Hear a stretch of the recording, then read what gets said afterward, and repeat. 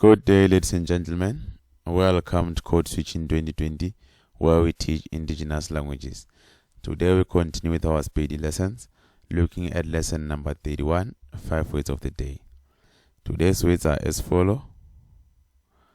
Develop, rodisha, rodisha, rodisha, rodisha, rodisha.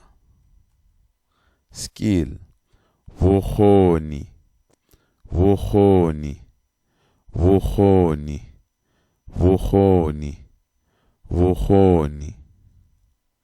Yours, bja gago, bja gago, bja gago, bja gago, bja gago.